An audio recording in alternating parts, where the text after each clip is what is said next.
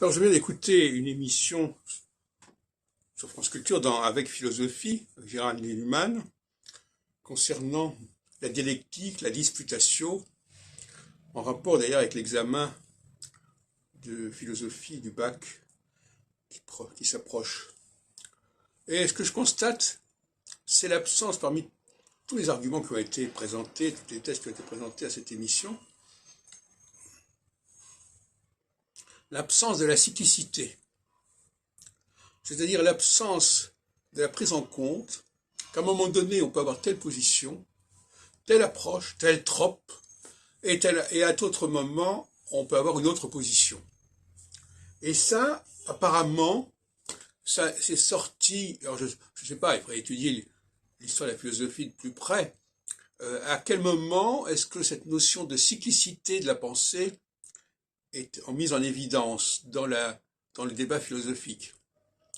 Chez qui ça apparaît? Je ne répondrai pas, mais je pose la question. Il y a évidemment la notion de l'ecclésiaste. Il y a un temps pour chaque chose. Mais justement, il y a la question aussi du temps. Et d'autre part, j'ai développé l'idée de prétexte.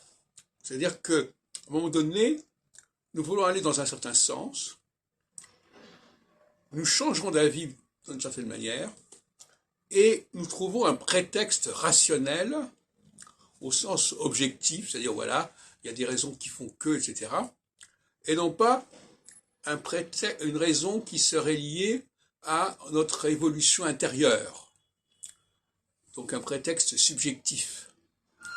Et donc, ce que j'appelle aussi l'hypnologique, c'est-à-dire je suis programmé pour penser d'une certaine manière, et je vais donc chercher tous les arguments qui vont dans le sens par rapport auquel j'ai été programmé. Alors j'ai l'impression qu'il y a un vide à ce niveau-là.